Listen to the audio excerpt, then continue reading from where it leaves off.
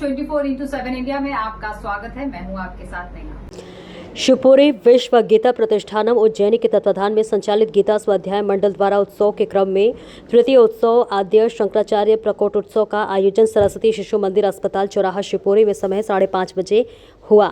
परंपरा अनुसार दीप प्रज्वलन परिचय एवं सम्मान तदुपरांत केंद्रीय सप्तोत्सव प्रमुख पंडित विष्णु प्रसाद शर्मा द्वारा विश्व गीता प्रतिष्ठानम एवं उत्सव की जानकारी दी गई। पंडित रमेश कोठारी केंद्रीय स्वाध्याय प्रधान द्वारा चरपटपट पंजरिका स्त्रोत भज गोविंदम का गायन किया गया। वक्ताओं के क्रम में सर्वप्रथम साहित्यकार कवि पंडित आशुतोष शर्मा ओझ द्वारा ओजसी उद्बोधन में बताया गया कि 800 ईस्वी में देशवासी अपने को दीनहीन समझ रहा था, मार्गदर्शन का अभाव था। तब शंकराचार्य जी ने पूरे देश की यात्रा कर लोगों को जागृत किया और भारतीय संस्कृति को बचाने का कार्य किया। आज भी देश में मानसिक अशांति फैल रही है, अध्ययन की शैली से बच्चे दूर होते जा रहे, मोबाइल संस्कृति की तरफ बढ़ रहे हैं और इससे प्रदूषण देखने को मिल रहे हैं।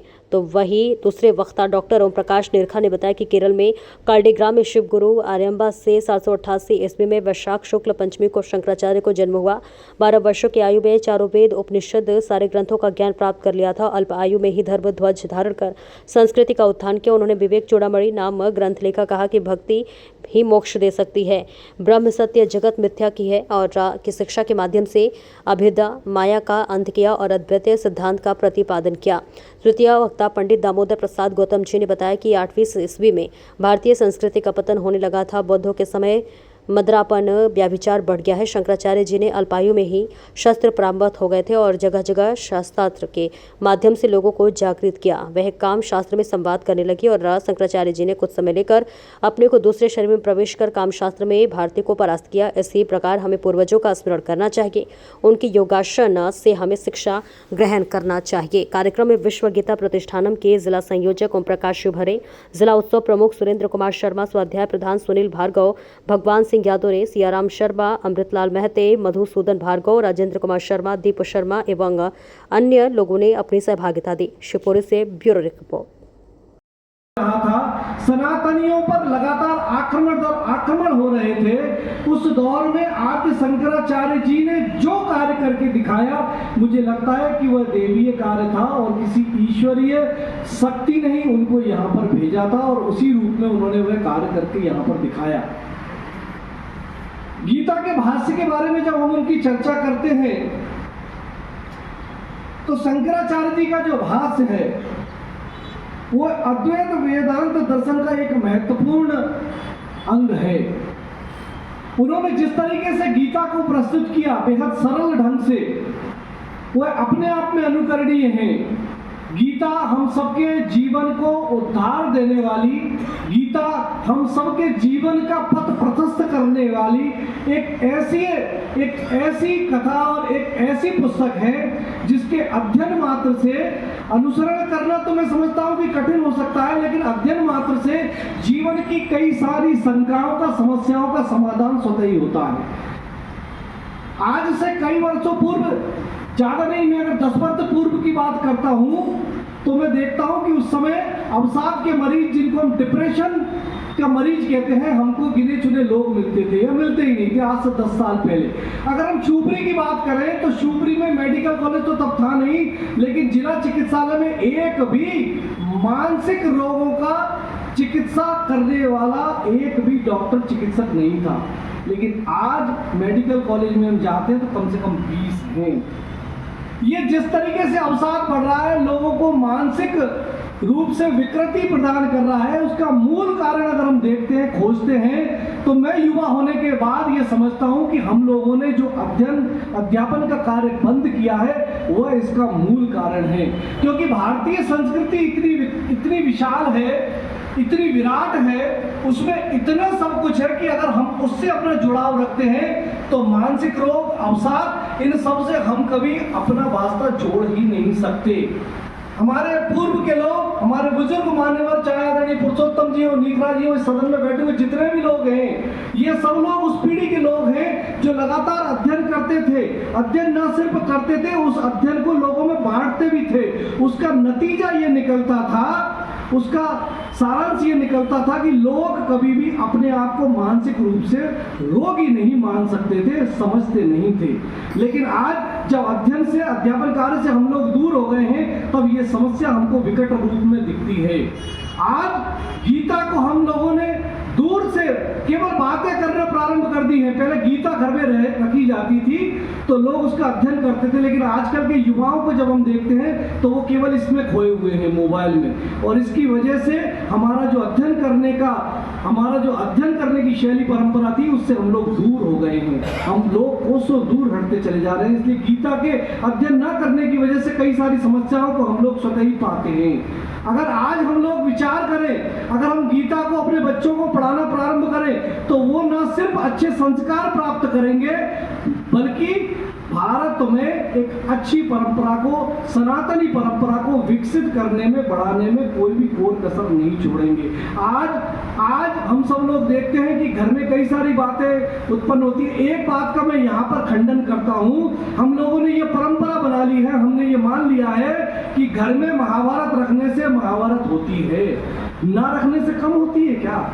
एक बार रख के देख लीजिए। अरे वो पौराणिक ग्रंथ, वो धार्मिक ग्रंथ, वो हमारा पथ प्रदर्शन करने वाला ग्रंथ, जिसने हमको जीवन जीने की अद्भुत कला दी, उसका एक हिस्सा केवल गीता, उसको हम लोग मानते हैं, समझते हैं, पढ़ते हैं, पढ़ाते हैं। लेकिन महाभारत के बारे में ये धारणा हम लोगों ने बना ली कि घर में अगर महाभारत अगर हम रखेंगे तो घर में महाभारत हो जाएगी। ये कहां से आई परंपरा? ये दरअसल अंग्रेजों और मुगलों के सामूहिक प्रयत्नों का प्रतिफल है कि हमने महाभारत से दूरी बना ली, और महाभारत से दूरी बना ली, इसकी वजह से ज्यादा महाभारत हो रही है। मैं आग्रह करता हूं कि हम घर पर जाएं, हम लोग प्रयत्न करें कि हमारे बच्चे, हमारे नौनिहाल हमारे धार्मिक ग्रंथों को, उपनिषदों को, वेदों की ओर फिर से पढ़ें। अभी मुझे अवसर प्राप्त हुआ, अभी सामवेद यज्ञ में मुझे सहभागिता करने का अवसर प्राप्त हुआ, मुझे यजुर्वेद यज्ञ में सहभागिता प्रकट करने का अवसर प्राप्त हुआ।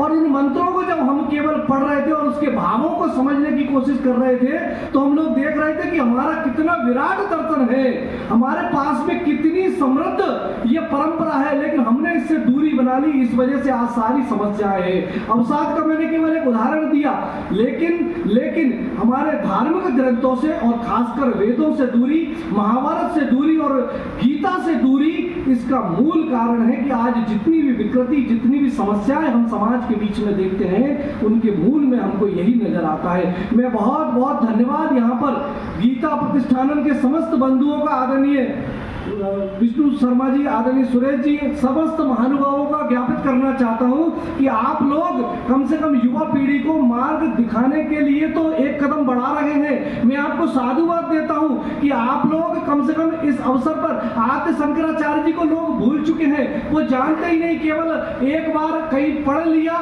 लेकिन उनको जानने की या उनको समझने की हमने कभी कोशिश ही नहीं की। कितने लोग कर पा रहे हैं? कोई नहीं कर पा रहे। खासकर युवा तो चाहते ही नहीं है कि वो आद्य शंकराचार्य जी के जीवन को पढ़े। अभी संचालक महोदय ने बताया कि मात्र 6 वर्ष की आयु में उन्होंने वेदों को कंठस्थ कर लिया था, पूरा ज्ञान अर्जित कर लिया था। ये कोई साधारण बात है?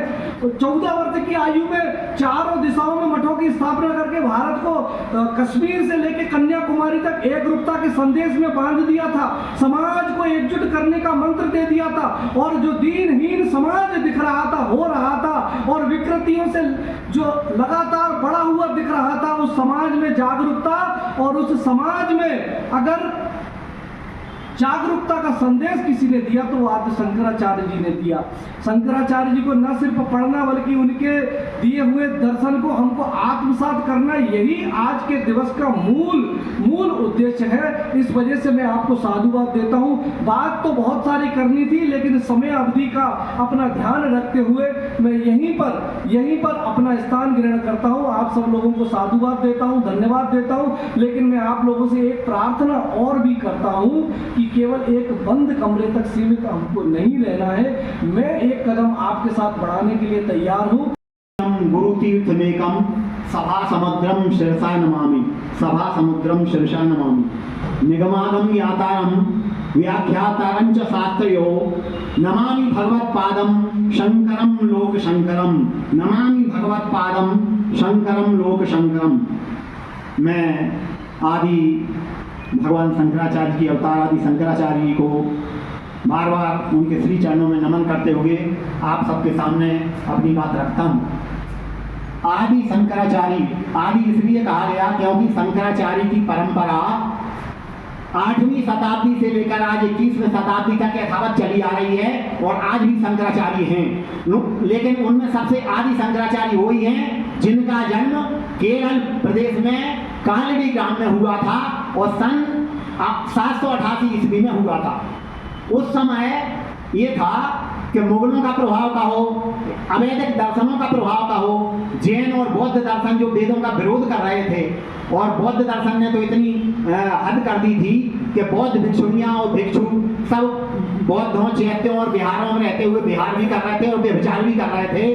अस भ्रष्ट आचारा भा संसारा धर्म सुनिए नहीं काना, जिन्हें बहुविध त्रासाएं देश निकासाएं जो कहे वेद पुराना। जो वेद और पुराणों की बात कहता था उसका मुंह बंद कर दिया जाता था। और ये बौद्ध लोग भी जो चैत्यों बिहारों में व्यभिचार भी बौद्ध भिक्षुणियाँ भिक्षु कर रहे थे, उससे सारे देश में व्यभिचार की दुर्गंध फैलने लगी थी और अवैदिक दर्शनों का बोलबाला हो गया था। वेदों के उच्चारण करने वाले वैदिक ब्राह्मणों का अभाव हो गया था। वे वैदिक स्वर पाठ, घन पाठ, स्वरित, उदात्त और विधिवत पाठकर्ताओं का अभाव हो गया था। ऐसे समय में केरल प्रदेश के एक नमूदरीपाद ब्राह्मण श्री पंडित शिवगुरु और उनकी माता आर्याम्बा, जिनके यहाँ कोई संतान नहीं थी और ये बहुत दिनों से परेशान थे। और भगवान वृषचलेश्वर का मंदिर है वहां पर केरल में कालड़ी के पास, वहां पर जाकर वे निरंतर तपस्या करने लगे कि प्रभु हमें एक संतान तो दे दो, आप ही कुछ भी कृपा करो, कैसे भी दो। तो जब उनकी तपस्या परिपूर्ण हो गई तो भगवान शंकर ने उनको स्वप्न में आकर के कहा कि मैं तुम्हें 2 प्रकार की संतान दे सकता हूँ, या तो एक ऐसी संतान जो अल्पायु होगी लेकिन जगत गुरु होगी, पूरे विश्व को एक दिशा दिखाएगी, और या फिर तुम ऐसी संतान ले लो जो मंद बुद्धि हो और दीर्घायु हो। बोलो कौन सी संतान चाहते हो? तो शिवगुरु पिताजी ने और माता आर्याम्बा ने कहा कि प्रभु हम तो जगत गुरु हो ऐसी संतान चाहते हैं, और बाकी तो फिर आपकी ऊपर कृपा है, हम आयु के बारे में क्या बताएं, लेकिन हमें जगत गुरु चाहिए, मंद बुद्धि और दीर्घायु संतान नहीं चाहिए। तब भगवान शंकर ने ऐसी विषम परिस्थितियों को देख करके माता आर्याम्बा के यहाँ प्रकट होकर और शिवगुरु ब्राह्मण के यहाँ प्रकट होकर के आदि शंकर के रूप में प्रकट हुआ और उनका अवतार हुआ। ईस्वी सन वैशाख शुक्ल पंचमी, ईस्वी सन 788 जानते हैं, संवत उस हिसाब से अपन ले सकते हैं। तो वैशाख शुक्ल पंचमी के